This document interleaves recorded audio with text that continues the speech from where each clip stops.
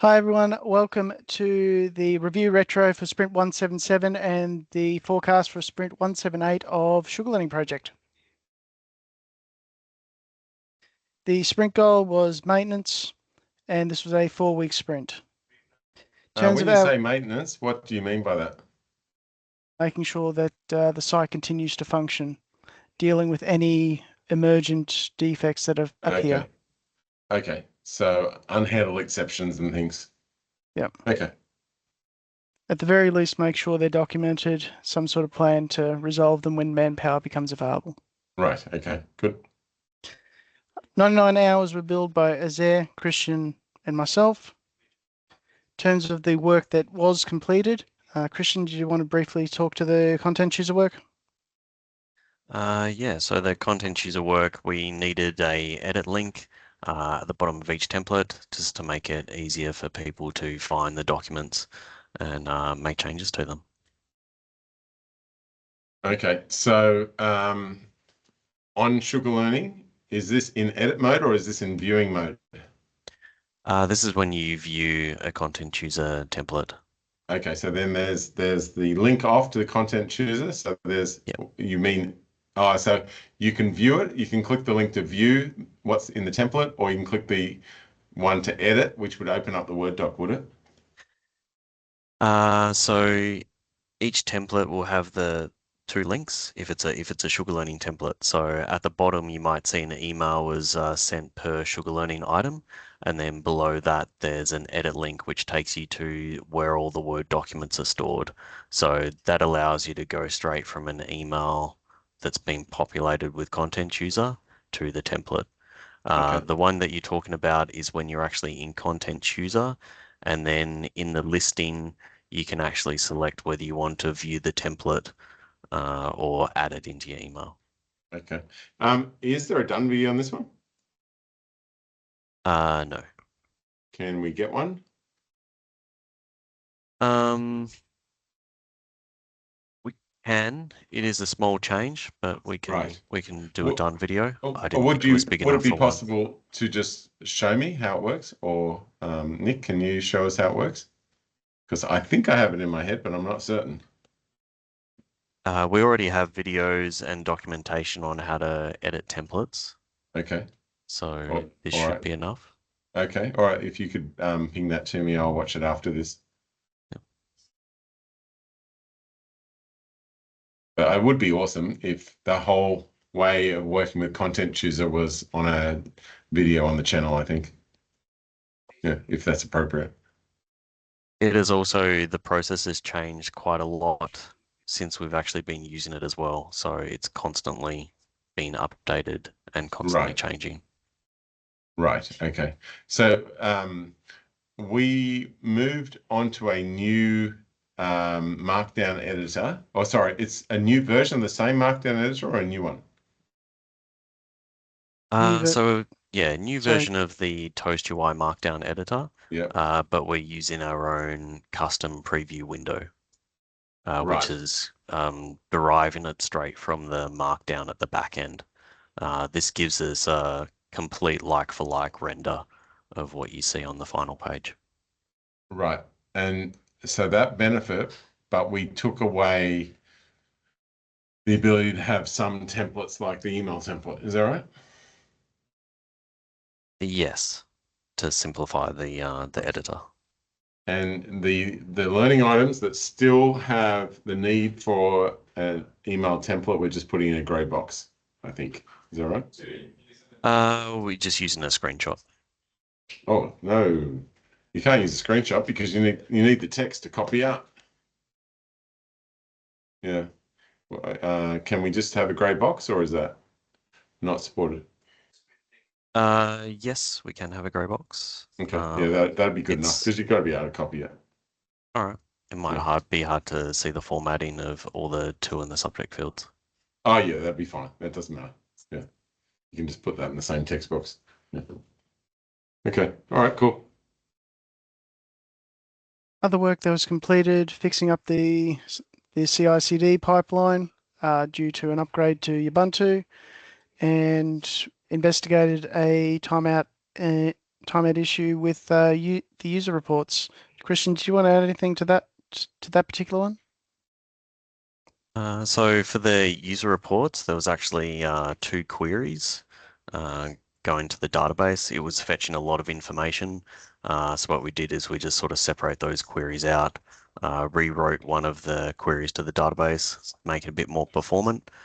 So now that we can actually load those reports and information. The next step on that, if we want to make it even faster, is we can add indexing to the database. But this is just like a nice to have. Right. Okay. Yeah, I definitely use that. I think that that PBI there, or that bug, should definitely have item history in the name. Item history dash, investigate and resolve. Like that's something, I think that's what it is, and I use that a fair bit. So yeah, if you put item history, you'll have to fix up the actual issue as well. But yeah. Yep. Okay. Yeah, that's good. And are we going to add the index? Do you want to add the index, Christian?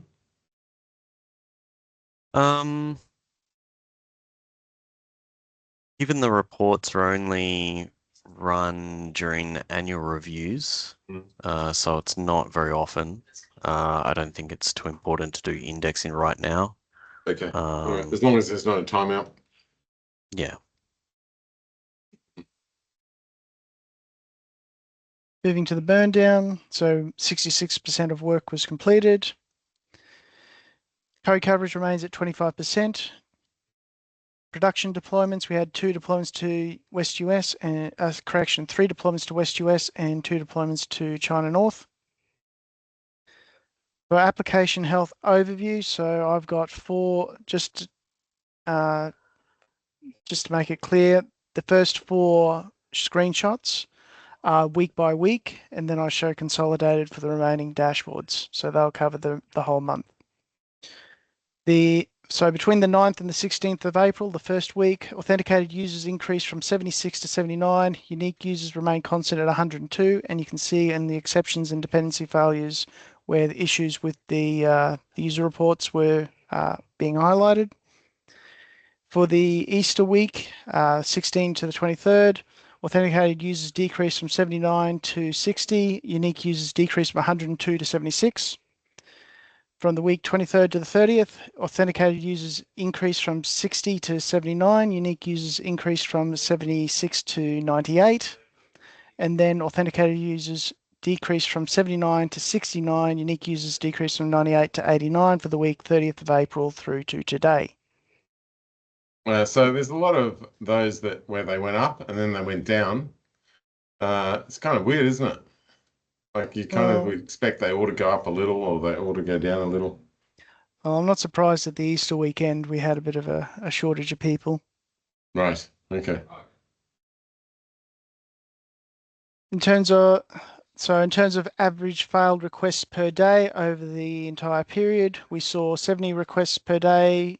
It went from 70 failed requests per day for the 495 failures over 1 week to less, that is 61 failed requests per day.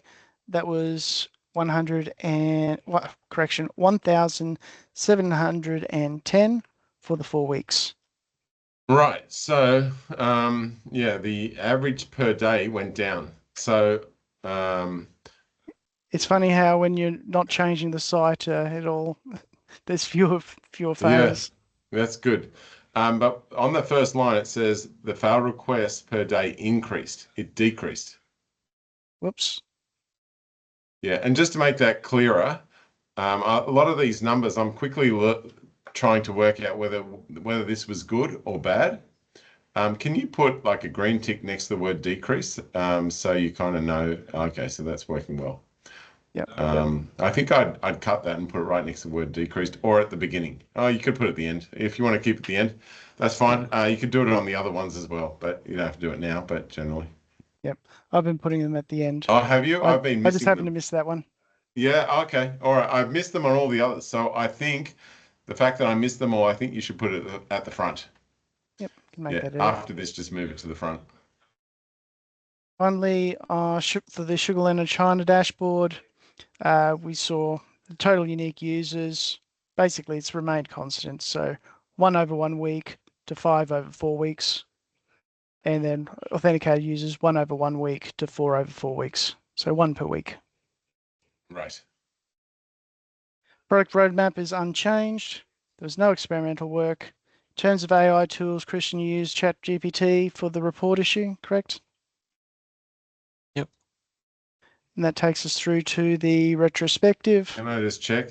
Christian didn't use V0 for anything? No UI stuff? No, I didn't No. use V0. And you didn't use Yakshaver? No. No. Christian, we can't be friends if you're not using Yakshaver. Oh, not for SugarLearning. I was using it Okay. for other Oh, you were? projects, Okay. Oh, that's good. All right, good. but it's not relevant to this sprint review. Okay, fair enough. Now I got it. In terms of the sprint retrospective, what went well, site continued to operate. Didn't go so well, bugs required attention, which distracted from the content chooser work, and improvements were just remaining not applicable in this case. Okay, I would definitely say what went well. That I don't think that fix for the user history is easy, and it certainly is something that's bugged me for a long time. So I'm really happy about it. Fix for the user history, very observable. And I don't know what the performance improvement was from what to what, like what seconds it improved, but I definitely would like to know that. And if it like, I don't care about the cost of having an index. Like, I know it costs to write something, but if it's going to save me a second, I would take the cost of an index. Yeah, the only reason why we left the index till last is usually that's when you squeeze the last bit of performance out. So we were trying to optimize as much as we could before looking into indexing. Well, I would tell you that my experience is the opposite. I have had throwing an index on saves me from making any code change. It usually, like, I have had times where something's like 40 seconds and I get it to under a second and it's just added an index. Yeah. Anyway, like, I think you can optimize code and make it beautiful, and you can get it from 3 seconds to 1 second, but you can never do like a massive performance increase like what you can do with an index. Anyway, like, it always depends on the different scenario. So This takes us through to the forecast for sprint 178, which will also be a 4-week sprint, with the review to be conducted on the 4th of June. 2 items: finish off the content chooser work and continue to monitor the site and emergency fixes as required. yeah, I think the thing I'd watch out for is anyone's trying to create a tenant and it can't be made. They're the important ones. Yeah. Yep. Have you tried making a tenant recently, Christian? Not in this sprint, probably about a month ago. Okay, so it was working fine then, so no troubles. Okay, all right, Yep. as long as that's still working, that's good. The summary to this meeting will be uploaded to the SugarLearning channel. Gentlemen, catch you in 4 weeks' time. Okay, thanks, Nick. Thanks, Christian.